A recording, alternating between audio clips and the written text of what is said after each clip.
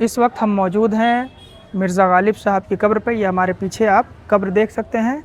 ये दिल्ली के निज़ामुद्दीन इलाके में मौजूद है। ये रास्ता है हज़रत निज़ामुद्दीन दरगाह की तरफ जाने के लिए। निज़ामुद्दीन दरगाह की तरफ जाएंगे तो रास्ते में मरकज़ पड़ेगा। मरकज़ के जस्ट सामने ही इसमें आने का रास्ता है। और ये पीछे गालिब एकेडमी है। गालिब एकेडमी के जस्ट बगल में ही इसके अंदर आने का दरवाज़ा है। और ये 64 खंबा के जस्ट बगल में मौजूद है। ये हमारे पीछे वो 64 खंबा की इमारत है। मिर्ज़ा अज़ीज़ कोका का मकबरा है उसमें, जो कि अकबर के दौर के थे। और अभी हम गालिब के मकबरे के करीब आपको लेके चलते हैं और दिखाते हैं गालिब के मज़ार। तो ये मिर्ज़ा गालिब साहब की कब्र है।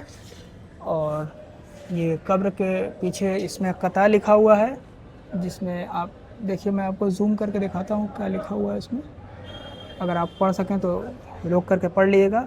या हय्यू या कय्यूम रश्के उर्रिफ़ो फ़ख्रे तालिब मुर्द असदुल्ला खां गालिब मुर्द कल मैं गमो अंदोह में बखातिर मजहूँ था तुरबते उस्ताद पे बैठा हुआ गमनाक देखा जो मुझे फ़िक्र में तारीख़ की मजरू हातिफ़ ने कहा गंजे मानी है तहे खाक।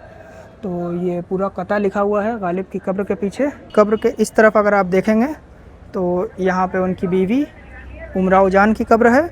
और ये मिर्ज़ा गालिब साहब के ससुर मिर्ज़ा इलाही बख्श खां मारूफ़ की कब्र है। ये लोहारू ख़ानदान से थे। और ये कब्रिस्तान का जो ये पूरा हिस्सा है, ये इनकी ज़ाती मिल्कियत थी। और इस खित्ते को बागीचे अनारकली के नाम से जाना जाता था। तो गालिब की वफ़ात के बाद उनको इसी कब्रिस्तान में दफन किया गया।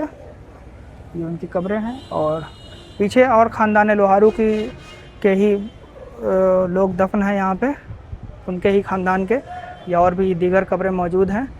और इधर 64 खंबा है और इस जानिब भी और कई सारी कब्रें मौजूद हैं। तो यहाँ भी ऐसा कुछ लिखा हुआ है, वो भी हम आपको ले चल के दिखाते हैं।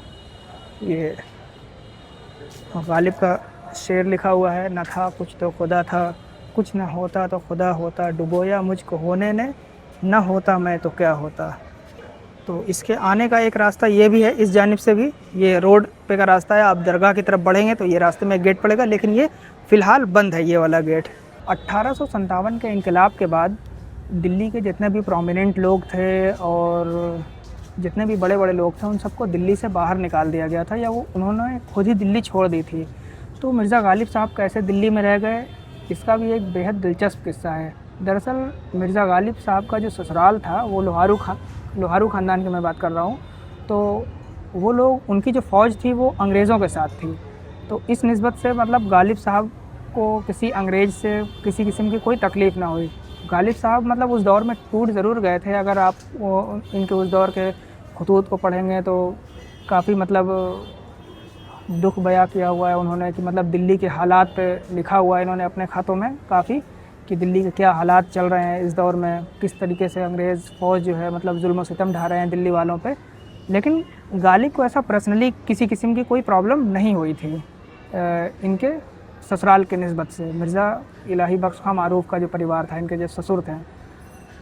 तो ये थी कहानी उनके दिल्ली में रह जाने की।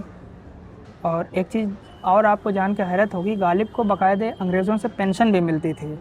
एक बार तो पेंशन रुक गई थी तो वो कलकत्ता भी गए थे अपनी पेंशन वापस चालू करवाने के लिए।